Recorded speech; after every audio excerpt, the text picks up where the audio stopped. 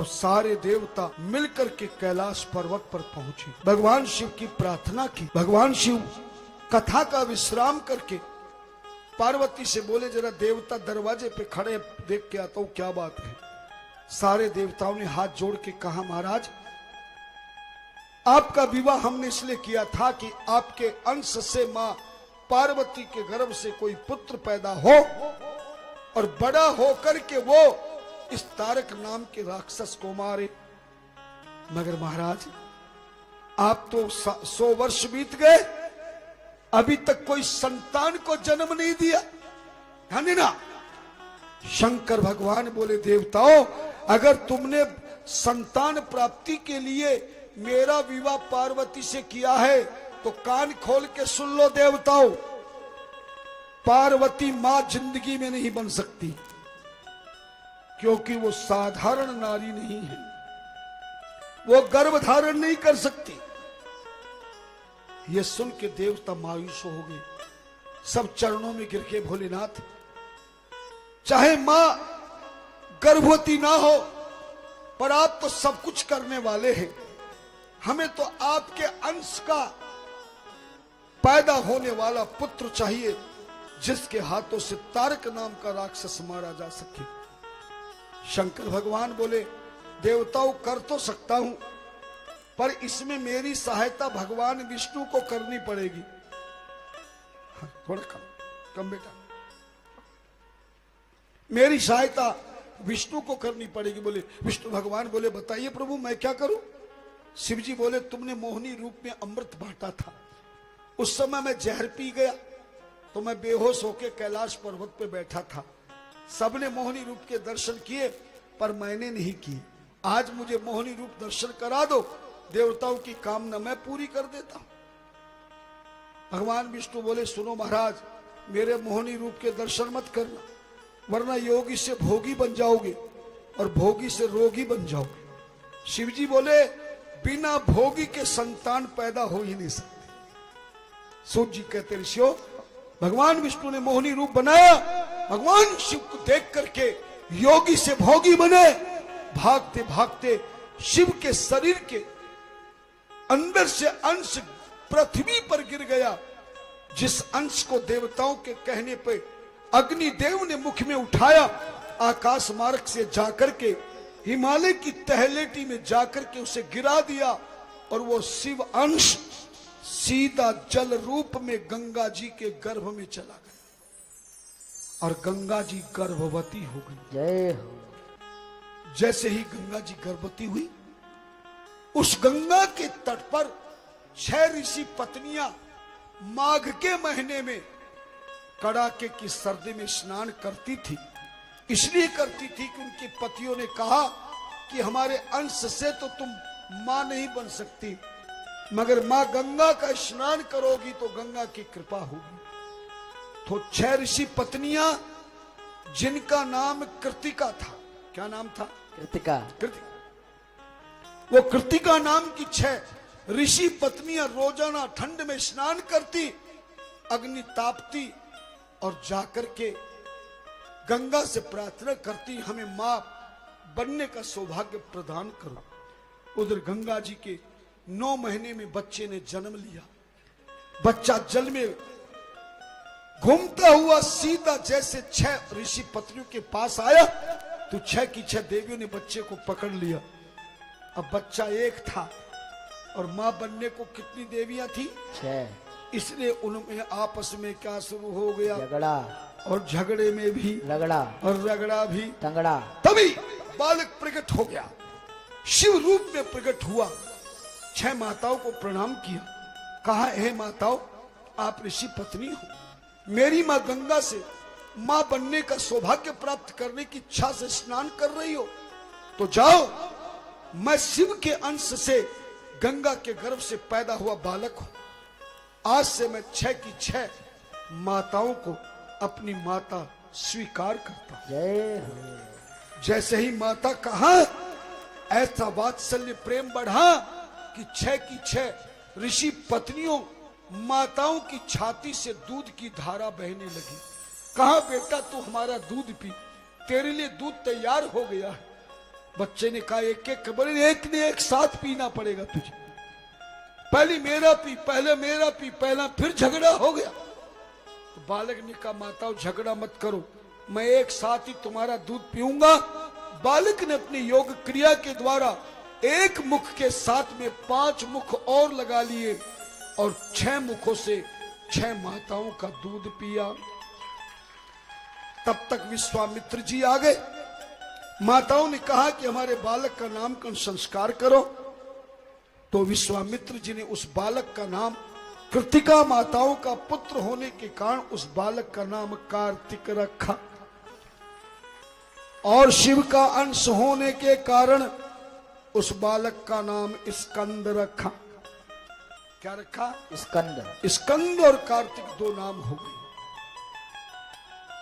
बालक ने कहा माताओं मैं 6-6 महीने तुम्हारे पास रहूंगा, सभी का दूध पीऊंगा, लेकिन 3 वर्ष के बाद मेरी माता पार्वती मुझे लेने के लिए नारद को भेजेगी, तब नारद के साथ तुम मुझे लेकर के जाना। कैलाश पर्वत पर ही मेरा जन्म उत्सव मनाया जाएगा। इस तरह 6 माताएं ऋषि पत्नियां उस बालक कार्तिक को ले गई। उधर क्या हुआ, कैलाश पर्वत पर एक दिन नारद जी आ गए। पार्वती ने अपने गुरु के चरणों में प्रणाम किया और प्रार्थना की, बोले गुरुदेव भोलेनाथ से मेरी शादी को कई 100 वर्ष हो गए, पर अभी तक मैं मां नहीं बन पाई। नारद जी ने कहा देवी तू भले मां नहीं बन पाई हो, और तुझे पता है या नहीं पता, पर शिव जी को तो पिता बने 3 साल हो गए। अब किसी पत्नी को यह पता चले कि मेरा पति बाप बन गया और मैं मां नहीं बनी, तो क्या मतलब होगा कि ये घरवाली से प्रेम नहीं करता, ये किसी बाहर वाली से प्रेम करता है। जैसे ही पार्वती को नारद जी कहा, बोले गुरुदेव ऐसा, बोले ये मत मेरे से मत पूछ। नारद जी तो चले गए। नारद जी का काम ही तुम जानते हो, तुलसी जी ने लिखा नारद जी के बारे में, बोले नारद सिख जे सुनहि नर नारी, अवश्य भवन तज होई भिखारी। नारद की शिक्षा में भिखारी बन जाए। नारद जी आग लगा के चले गए। जैसे शिव जी आए कैलाश पर्वत पे, और दिनों तो पार्वती जी भांग घोट करके पहले से तैयार रखती थी। आते ही शिव जी के चरण छूती थी और पानी की जगह सुंदर लोटा भर करके भांग का देती थी। मगर आज जब नारद जी कुछ कह के गए, उसके बाद शिव जी आए।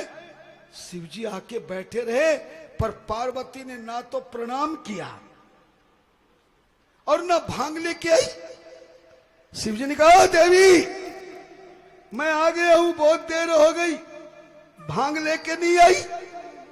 एक बार आवाज लगाई, कुछ नहीं बोली। कौन नहीं बोली?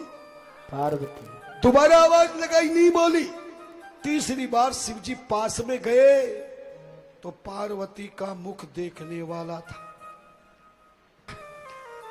शिव जी से बोली हाथ में लगाइए मुझे, और आज के बाद सुन लो हमारी बात, मुझे सच सच बताओ, मैंने सुना है कि तुम पिता बन गए हो। शिव जी बोले 3 साल हो गए। अब तो जैसे अग्नि में किसी ने घी डाल दिया हो, लाल हो गई। शिव जी से बोली लो तुम्हारा ये लोटा, और ये सिलबट्टा भी आज तोड़ दूंगी, बगीचे की सारी भांग उखाड़ कर फेंक दूंगी, और आज के बाद मुझसे भांग मत मांगना। तो पार्वती ने गुस्सा किया, आज के बाद भांग नहीं घोटूंगी। शिव जी ने देखा इतनी देर से बड़ा गुस्सा दिखा रही है, इसको शायद लगता है कि मैं इसके गुस्से से डर गया हूं, और अगर एक बार डर गया ना तो first impression is the last impression. Shiv ji ने भी गुस्से में कहा, ऐ देवी ज्यादा गुस्सा मत कर, अगर कैलाश में रहना है तो तुझे भांग घोटना पड़ेगा। नहीं घोटूंगी, नहीं घोटेगी, हाँ नहीं घोटूंगी। और सुन लो साफ साफ, जैसे ही आंखों में आंसू देके शिवजी ने पार्वती के, शिवजी का क्रोध शांत हो गया, पार्वती को छाती से लगा लिया और बोले देवी आज के बाद तू भांग मत घोटना, जा मैं तुझे वचन देता हूं।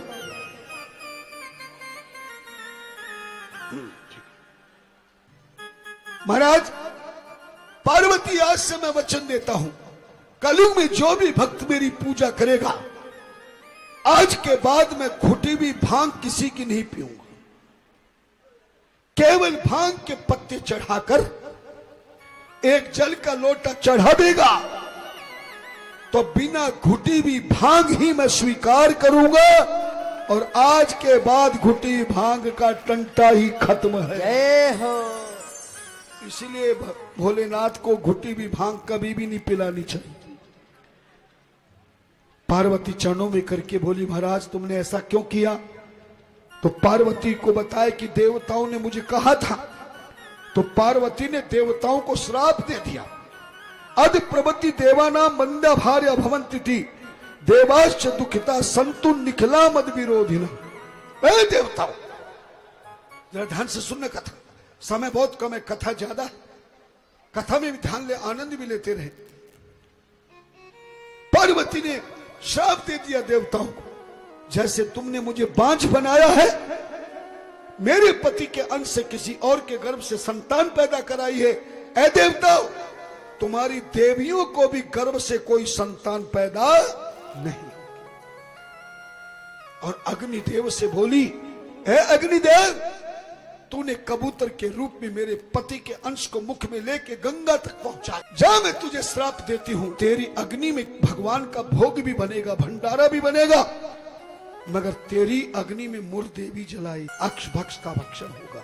और जा कबूतर के रूप में, तुझे अग्निदेव रूप होने के कारण लोग दाना खिलाएंगे, मगर मेरा श्राप है कबूतर के रूप में जिस जगह भी तू घोंसला बनाएगा वो स्थान जंगल हो जाएगा, बर्बाद हो जाएगा। कि जहां भी कबूतर का घोंसला होगा वो स्थान, वो कारोबार बियाबान बन जाएगा, बर्बाद हो जाएगा। ऐसा श्राप किसने दिया?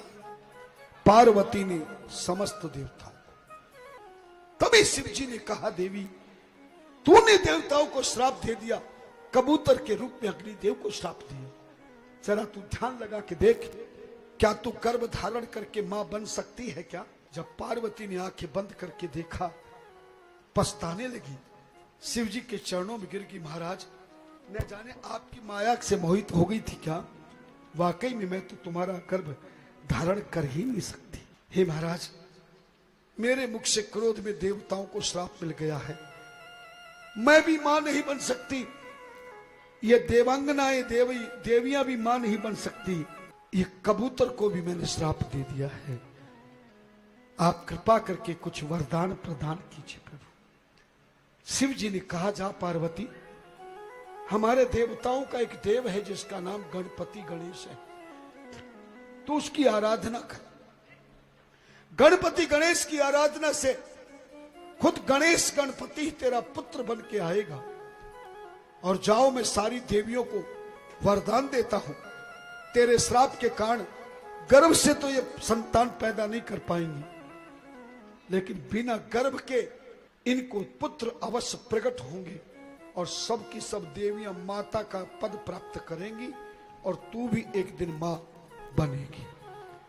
ऐसा शिव जी ने वरदान दिया और कबूतर से कहा कि कबूतर जहां भी रहेगा तेरे श्राप के कारण घोंसला बनाएगा, वही बर्बाद हो जाएगा, मगर जाओ मैं वरदान देता हूं, इस कबूतर की बीट, कबूतर की टॉयलेट को, कबूतर जो लैट्रिन करता है, टॉयलेट करता है, उसको हमारी भाषा में बीट कहते हैं, आपकी भाषा में क्या कहते समझ लेना।